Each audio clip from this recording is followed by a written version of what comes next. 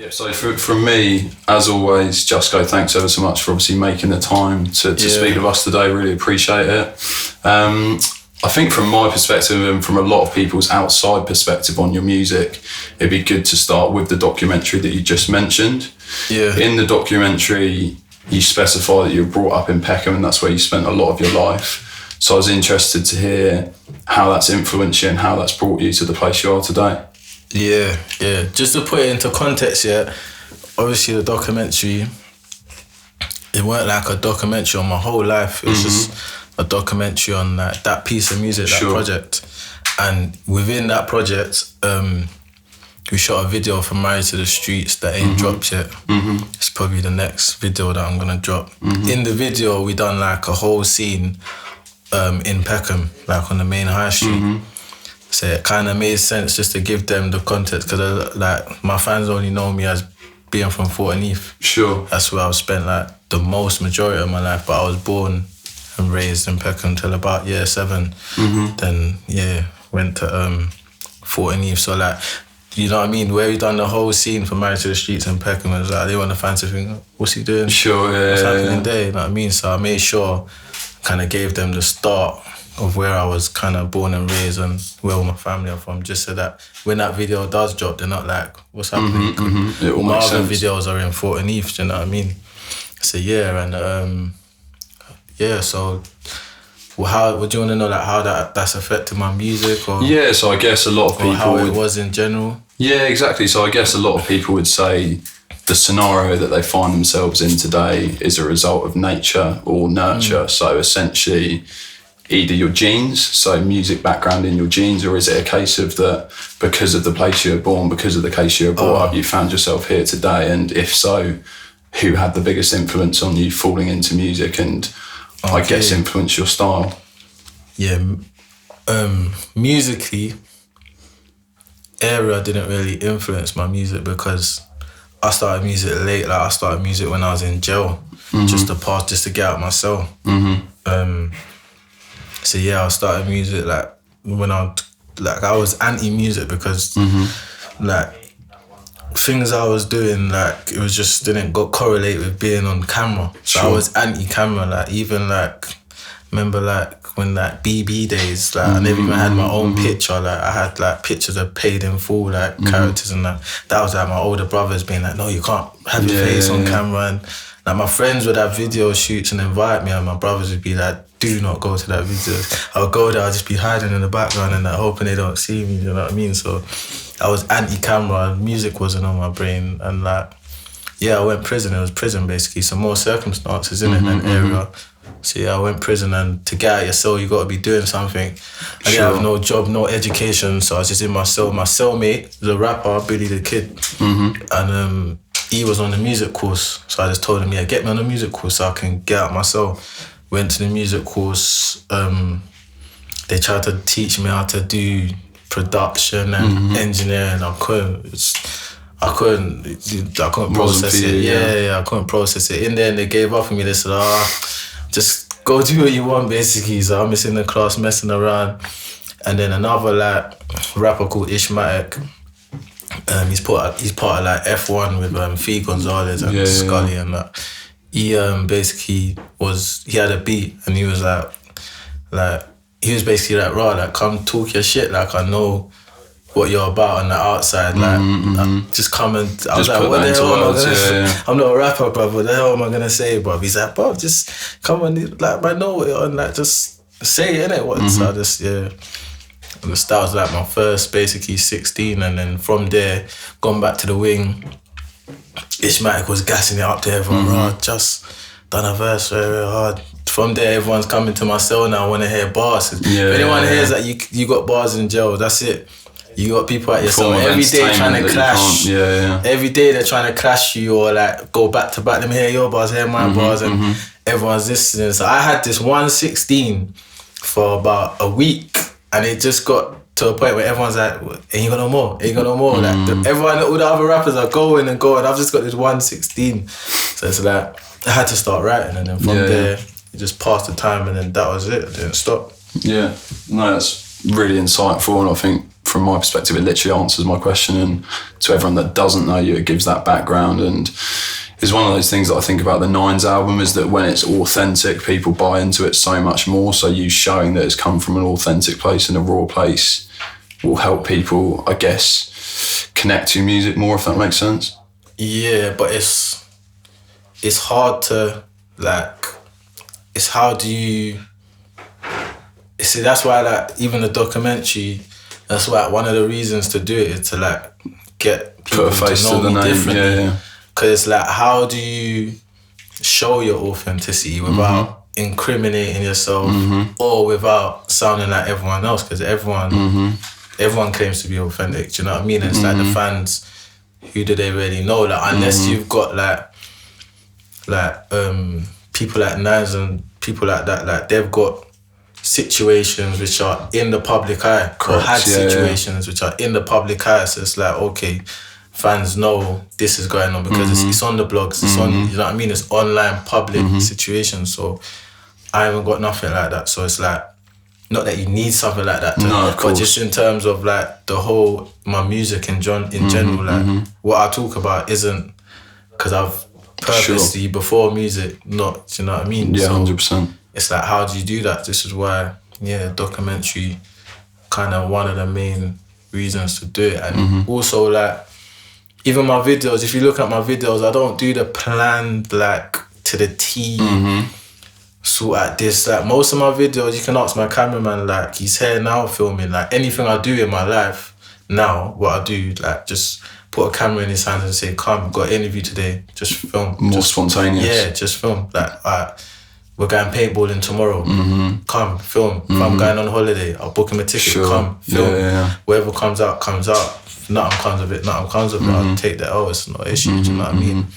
And that's where it is. Because it's hard to plan videos, when like 90% of the people around me are, like, not music orientated and they're not camera friendly. Like, they don't want to be, whether it's because of things in my life or because of things in their life, they don't want to be on camera. Like, at my video, she might see, like, 3-4 people in the video, but if you're on set, like, there'll be about 30 people, do you know what I mean, around. Like, it's crazy. Like, I'm not gonna lie, sometimes I'm jealous, like, when I see videos and there's, like, 10, 20, the whole blocks, like, with the rapper, you get me, the jumping around and that, like, but my settings is different, innit? Like, whether it's because of stuff that I done that they don't want to get involved in, and or whether stuff that they've got going on where they just don't want their face on camera. It's like, can't be like that, innit? So it's more, just spontaneous, come, film, and so everything's natural anyway. Exactly, I think you mentioned the word natural. Sometimes you get the most authentic and most natural reactions and content filming that way. So ultimately that will translate when you do eventually bring the content. When it's too forced, I find it cringy anyway. Like, see when, like, my cameraman's telling me, big up Reese, that's my cameraman. When he's telling me, like, certain takes, like certain shoots, and he's like, performance scene, and I'm like, but I gotta face this camera and do all of that. I'm like, bro, just get natural. Just whatever I'm doing, just film. I don't ever want to know it's filming. Do you know what I mean? Yeah, I prefer it like that. Really. Yeah, 100%. I wanted to talk a little bit about your style, and it's actually interesting that you mentioned the story about being in prison and everyone clashing, which to me, from an outside perspective, seems as if it would be a more raw form of rap. And obviously, you've consciously gone into this place, which it's hard to describe the genre that you're in. It's almost that very thin line between rap and singing, if that makes sense. And I was watching your videos back in preparation for today, and I went back to a Fire in the Streets episode, and I would say that is almost reminiscent of the style on 3am on Sneaky Streets. So I wanted to kind of understand your thought process behind moving into this slightly different genre, and how you've gone from that background of clashing in the raw rap and the Fire in the Streets to being where you are today on songs like Gifted, etc. So basically I moved into rap when I came out. So basically I started, and anyone that was there when I first started were vouch, like Billy the Kid, Ishmatic, what other rappers was I in jail with that was clashing and that? There's a guy called, I know him as Rambo from jail, but I think his rap name, he's changed it to Richie Richie Rambo. Richie, he's changed his name anyway. Like pulling it out after or something. But there's a few rappers I was in jail with that can vouch. Like I've always just the melodic, the singing thing is just always like, and it was a bit like, do you know what I mean? Like even Billy, like my soulmate would get onto me like, you're always doing the singing thing, man. Spit some bars. I'm like, I'm spitting bars. Listen, like, I'm delivering it like this, but listen, I'm spitting bars. Do you know what I mean? But it's like I'm in my soul just writing, and it's like it just got one. It was, I don't know, writing just bars got boring to me, and also I was writing with like no beats, no acapella. So it was like it's harder for me to write bars with no beat. It was easier for me to do a melody. That makes sense. With no, because I don't need a beat kind of thing. But if I'm just doing bars with no beat, it sounds a bit basic, you know what I mean? So I think that maybe is one of the reasons, and I don't know, that's just how it came out. Like I used to phone my guys from jail and like be giving them my bars on the phone. They're laughing at me, and at first they're laughing at me. They're like, what? Just go singing. You know what I mean? They're laughing at me, and then after a while, I just kind of caught on, and it's like, oh, actually, like it's hard. But then, and with the clashing thing in jail, like I'll make sure I had like folders full of like singing like songs, and then I'll have a separate folders which was like just for clashes, like bars, like just for clashes, you know what I mean? So I had my folder where I'm going home to record, and then a folder which was just for clashes, just straight 16s, you know what I mean? And then that comes across in like I'm saying on the mixtape, doesn't it? That's how it correlates. And then basically when I came out of jail, my first recording session was with Karma Cruz, done like 3 tracks, all singing. Then after that, the guy that runs Show Splash ENT is like it was a music collective, with artists like Shah Malik and Big Sick was on it, Sick Man. There's a few artists on it, and he basically heard it and was like, come studio with us, get on a few tracks and that, like, so he started taking me studios and that. So bear in mind now I'm in studio with like artists like Shah Malik and Sick. There's a straight bar, isn't it? So it's like I'm going in and doing my thing, and it's like, Chloe, you're hard, but you're singing to him. No one could understand it, do you know what I mean? Especially they know me, they know like it's hard to like. That's why like I relate to like Lil Durk when he's talking about like, I'm in the studio with like killers and that, and I'm singing and they're telling me I'm in my feelings and that. Do you know what I mean? Like, and then so it's like I started to mix it. So then like I wouldn't back down. So then they're like, cool, but like rap a bit as well, like sing and then rap a bit. Fuse them both together. The songs that I'm on Show Splash ENT is like rapping and then singing. Like, or I'll do the hook, singing hook, and then I'll give them my bars on the verse. So you see 3M on Sneaky Street, that was a verse that I put on a compilation CD with Show Splash ENT. It was just a verse, straight freestyle on a different beat, Then I've gone jail again, and it's like I'm spitting that verse as like you know, like when everyone wants bars going back to back, I'm spitting that verse, the 3M on Sneaky Street verse, Everyone's hearing it and rating it. I was like, this is getting too much reception. I have to re-release it, do it up a bit, re-release it. So I came out, found another beat, put the hook on it, done the verse again, and then that's how that came along. So like even the Fire in the Street, so that's kind of how I mastered the art of like bars and the amalgamation of both together. But to be honest, even when I'm singing, if you listen, I'm not just, some singers it sounds nice, but what I'm saying is like it's got substance, it's got like, do you know what I mean? Well, it's funny you say that actually. So one thing I wanted to come on to, I mean, just to put it out there, it is 100% my favourite song of yours, just to put it out there. But one thing that I wanted to go into, which falls into exactly what you were saying just then, it has meaning. So I took a couple of snippets out, a couple of quotes from 3am on Sneaky Street, and I just wondered if you could give a bit of context to them, which again correlates to your time in prison, as you were saying. So, I pray you turn your life around. It's harder than you think now. The government ain't helping out. Probation is understaffed. 3 stains on my names. Can't get a JOB. Can't live on JSA. It's either trap or starve. Yeah. That sounds hard now that you say it. You know, like that. Yo, it sounds harder when he says it, but that's mad. Yeah, that's mad. That just sent chills through my body, but thinking about the whole, like, the whole process of like, because it's another battle, innit? When you come out of jail, and that time after that sentence, I've got like 3 jail sentences. Like, so, you know, like got your family saying just get a job, a rest. Like, okay, who's employing me? Like, I've got violence, drugs. I've got a whole heap of stuff on my record now. Who's really employing me? Like, how much did you try to get employed and get turned around? And if so, what was the reaction to the 3 stains? I'm not gonna lie and say like I proper tried. I didn't really try. So it's more of a perception that it would... Yeah, like when I came out of jail, it's more like when you're in jail, you got thinking time in it. So when I'm in jail now, it's my first strike. You think about your options. So then when music fell into my lap, it was like, so when I'm in jail now, I'm thinking, yeah, I can't get a job. I just got to go back to what I'm doing, hustle, and then find a way out, start a business or something. That's like, you're thinking about your options. And then music fell into my lap, and then it's like, all right, cool.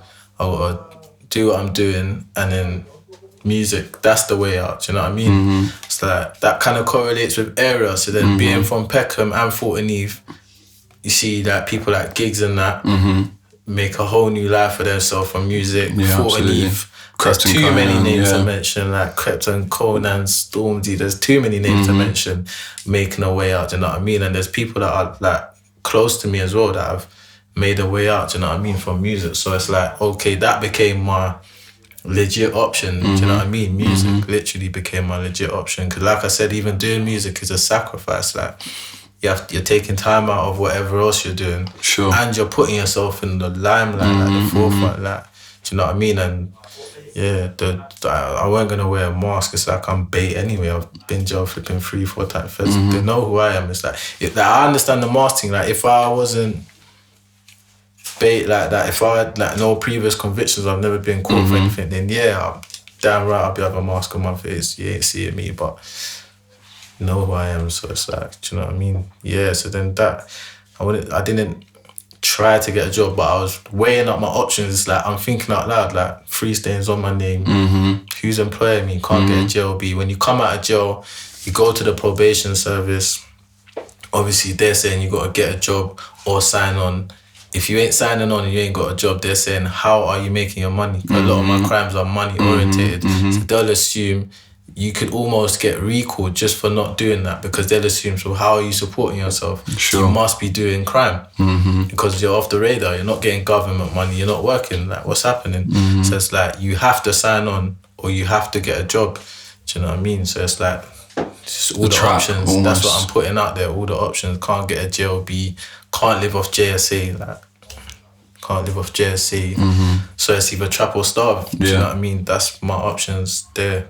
Yeah. In a nutshell.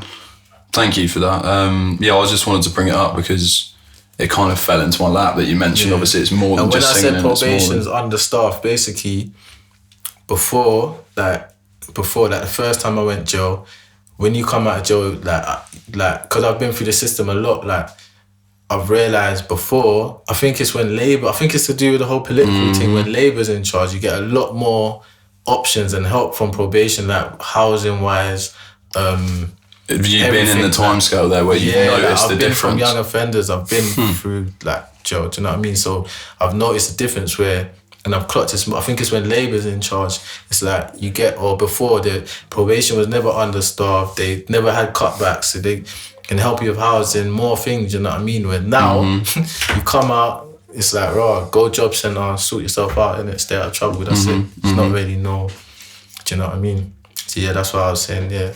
It's harder than you think now. Yeah. Probation is understaffed, you get me? I'm giving 2 sides where it's like, instead of just glorifying it, giving the other side where like, all right, cool, us as doing what we're doing is, it's harder than what you might think, do you know what I mean?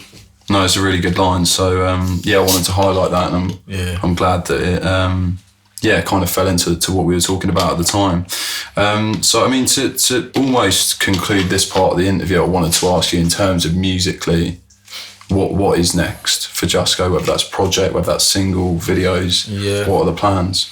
I got one more video to release from my first project, Lawrie Music, the EP, the deluxe. I got one more video it's my favourite song from the project, Married to the Streets. So I'm going to drop that video next. Then after that, I'm going to move on to the next project, Glow Wave Music 2.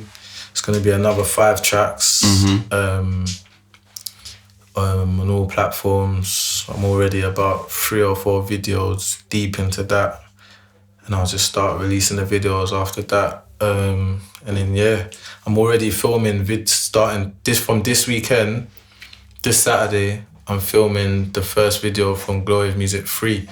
So I'm just staying one step ahead, you know what I mean? So once I release Glow Wave Music 2, like the audio and all the digital platforms, the videos will be just ready to go, do you know what I mean? And then once I release Glow Wave Music 3 on all digital platforms and whatnot, the visuals again will be ready to release.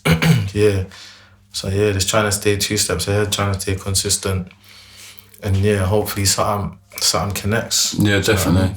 I mean, with that in mind, one thing again to refer back to the documentary, you mentioned everything that you do is for a reason.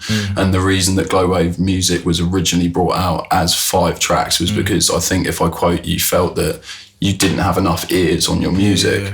But again, correct me if I'm wrong, I think there was a 4-month period between Glow Wave Music coming out and Glow Wave Music Deluxe coming out. So I was wondering what changed within that 4-month period to get you the more ears that you were looking for, or if it was a case of that everything that you do is for a reason, you already had that step planned. Basically, originally the 5-track plan was because like everywhere I go, everyone just says, oh, you're underrated. How come you ain't boss yet? Do you know what I mean? So it's like, yeah, it's true. And it's like, to just keep putting out, like, so I was recording, but I weren't releasing.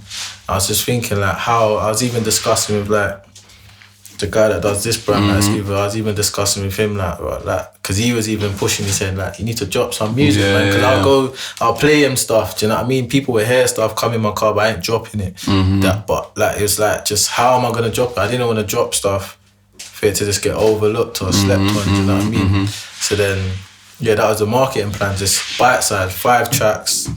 It's like, do you know what I mean? Capture their attention, then come back and with... if it doesn't get them, you ain't let your whole clip go, kind of thing, do you know what I mean? Sure.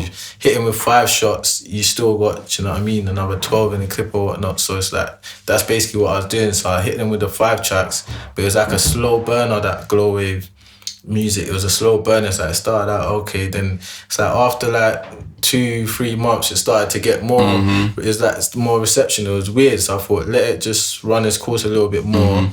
Then the deluxe idea, that just came, the artists that I listen to, like they always release a deluxe. A lot of so people then that do, was just a way of putting out more music and re-promoting the original CD, do you know what I mean? Because as I said, it was a slow burner. It's like it was starting to get, so I didn't want to take them off that course totally. It was just add another 4 tracks. And yeah, and 2 of the tracks was already freestyles I put on my Instagram, which got good receptions over COVID lockdown.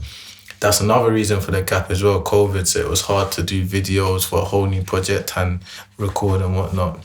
So yeah, that's kind of, it's just thinking on the job, innit? But like, once that thought process was brought together, it's like now we know what we're doing from now. It's Glow Wave Music 2, Deluxe, 4 to 5 tracks. Glow Wave Music 3, Deluxe, 4 to 5 tracks. In my phone, I've got like 5 of them now, ready to go, like 5 of them, yeah.